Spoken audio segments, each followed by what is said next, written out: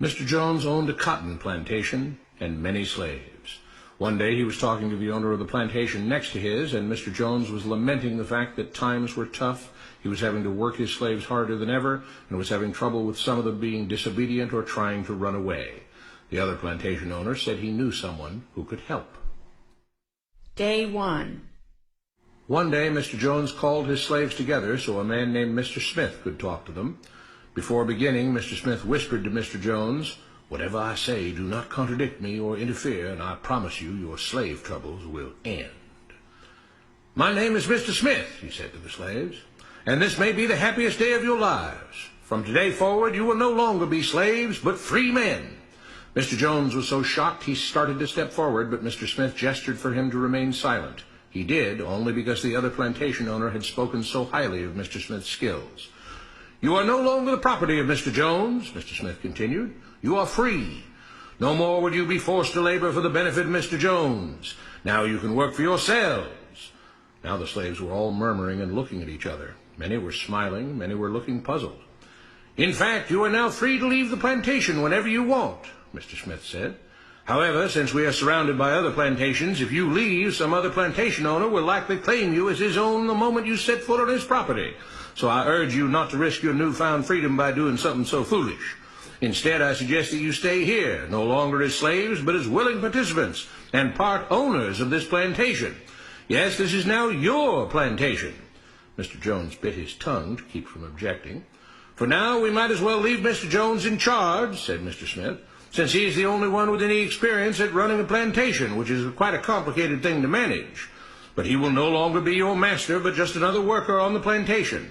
In fact, he will now be using his organizational and management skills to serve you. Whatever problems you may have had with him before, you are now all equals, and you need each other to make this work. If we all cooperate and work together, we can all reap the benefits together.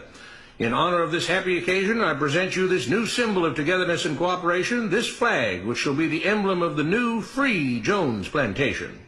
He held up the new flag, but most of those listening were still too amazed to respond. "And this shall be our motto," Mr. Smith announced. "We work together as free men for our mutual benefit, pledging our allegiance to the Jones plantation, which stands for prosperity, liberty, and justice for all. To celebrate, everyone has the rest of the day off. Enjoy your freedom, do as you please, and be back here tomorrow morning, bright and early, so that we may begin work on this great and noble new endeavor as equal free men." Finally convinced that Mr. Smith was serious, the former slaves applauded and cheered. Day 2. "We all want this plantation to do well," Mr. Smith said at the beginning of the next meeting, "so we can all share in the benefits. We all know that it takes a lot of effort to make a cotton plantation work. Just because you're all free doesn't mean you can stop working. In fact, since you're now working for yourselves, I expect you to work even harder than ever before, but now with pride and joy, knowing that you're working for yourselves. Of course, there still have to be rules. If everyone just does whatever he wants, the plantation won't produce anything. This experiment will fail, and we'll all starve. You should be thankful that Mr. Jones has agreed to stay on to lend his knowledge and skills to this endeavor, and I trust you will all do your own part to make this work. Several of you have been chosen to act as project supervisors to manage different aspects of the operation, to make sure everyone is doing his assigned job, to make sure that the rules are followed, and so on. The rest of you may head out to the fields to start your first day of work as free men." Day 3. The next morning, Mr. Smith had a grim expression on his face as the daily meeting began. "I have an unpleasant duty to do today," he said. "Yesterday, Charles was caught keeping some of the cotton he picked, presumably to sell for his own personal profit. That is against the rules. That is stealing. For that, Charles must be punished." 2 men tied Charles to the whipping post. "I take no joy in this," Mr. Smith continued, "but you must understand, if we do not maintain order, if we do not have rules that we all abide by, then the plantation will fail, and we will all suffer." The whip cracked against Charles' back. "But if we all pitch in for the common good, then we can all prosper. Being free doesn't mean you should be selfish and greedy. We must each do our assigned duties and obey the rules, and then we can all benefit, and each of you will receive your appropriate share of the profits." A young man named Samuel stepped forward. "But if you and Mr. Jones decide the rules and whip us if we disobey, how is that any different from what we had before?" "How can you say that?" Mr. Smith asked. "I'm shocked. You were a slave before, and now you're free. Things still need to be managed and organized by those best qualified to do so. Do you know how to run a plantation, Samuel? Well, no, he answered. But if we're free, why do we get no say in what the rules are and how things work? I'm surprised at your ingratitude, Mr. Smith answered. None of you know how a plantation is run, so you're in no position to be making decisions about how things are done here.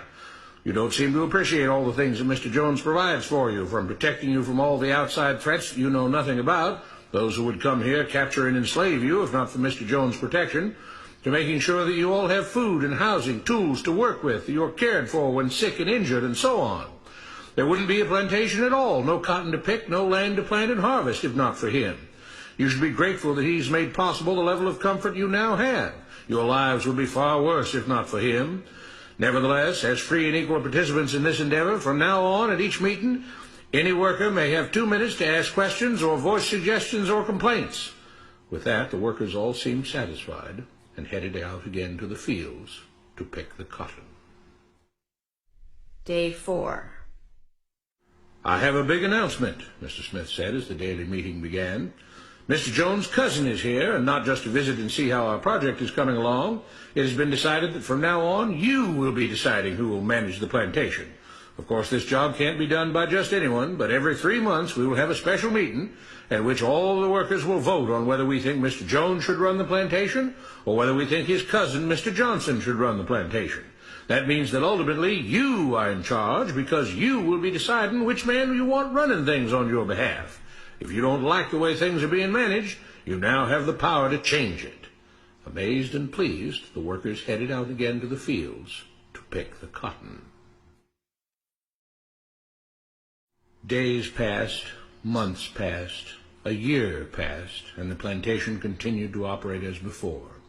Sometimes Mr. Jones was in charge, sometimes Mr. Johnson was in charge, but the day-to-day routine stayed exactly the same. The workers worked hard, long hours every day, and still had little to show for it. Every day the meeting would begin with them all reciting the Jones plantation motto, "We work together as free men for our mutual benefit, pledging our allegiance to the Jones plantation, which stands for prosperity, liberty, and justice for all." One day Mr. Smith announced, "Samuel is asked to say a few words this morning, and whatever the rest of us may think of his ideas and opinions, we are all free here, and that means we are all allowed to speak our minds.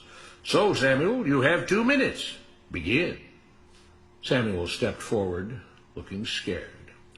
"I was excited when all this started," he began, glancing nervously at Mr. Smith and Mr. Jones. "But don't you all see what's happened here? Nothing's changed. We're all still slaves." There were grumbles of disagreement from the crowd. "They tell us what to do and whip us if we don't. They still make all the rules and punish us if we disobey. They let us make suggestions and complain about things, but they never really change anything. They let us choose between Mr. Jones and Mr. Johnson, but what's the difference? The situation stays the same. We do all of the work and they take as much as they want and decide how much they'll let us keep. They live in luxury, made rich by the cotton we pick. We do all the work and have to build our own huts, grow our own food, and take care of ourselves. They leave us just enough that we don't revolt or run away. This is not freedom. We're all still slaves. They've only changed the words they use, but nothing else has changed. They say we're all free and equal, but we're not. They command and we obey. That's not freedom. That's not equality. They say we're free to leave, but all that means is that we're free to be someone else's slave. Why should we work or obey the rules? We didn't agree to this. They made the system. They forced it on us. They control and rob us and call it freedom. They've deceived you into thinking that being able to choose which slave master you'll work for is the same as being free. It's not. Open your eyes. If you keep what you produce, they call it stealing. When they take what you produce, they call it sharing and fair distribution. Can't you see that this is all? Your time is up, Samuel, Mr. Smith announced calmly. At his gesture, 2 supervisors grabbed Samuel by the arms and led him to the whipping post. "I'm sorry, Samuel, but you've broken the rules. There are rules against encouraging others not to work and encouraging others to break the rules. You're only hurting all of us with your discontentment and your complaining and your disobedience." The whip fell and Samuel let out a grunt. "Without rules, without order, all would be lost. Without law, there would be chaos. We can't just behave as wild animals, each doing whatever he pleases. We must all follow the plan and all do our duty for the betterment of everyone, and those who do not must be punished. The whip fell again, and blood flowed freely from Samuel's back. Samuel, it is you who are stealing from the others. When you don't do your assigned work, you are making more work for others. When you disobey the rules, it is you who are endangering the future of everyone else here. You are the thief. You are the criminal. You are the one trying to destroy the arrangement that keeps us all safe and prosperous. At every lash of the whip, the other workers cheered louder and louder, some yelling curses at Samuel. Being spoiled and selfish, you complain about everything, talking as if you're oppressed. But you are the one ruining things. You are the one keeping us from being all we could be. It is your greed and your rebelliousness that is hurting all of us. They all play by the rules, Mr. Smith said, gesturing at the others. What makes you think that you don't have to? You think you're above the law? There were loud yells of agreement as the whip fell again. We must maintain order, Mr. Smith proclaimed, to make this plantation great, to make it so that we can all be happy and prosperous. To have the society we want, there have to be rules. We all have to contribute our fair share to this great endeavor, and we cannot tolerate actions and attitudes that seek to undermine the amazing things that together as free men we have achieved and will continue to achieve. Mr. Jones was smiling as he gave Mr. Smith a pat on the back. The crowd was cheering so loudly that none of them had noticed that Samuel had died.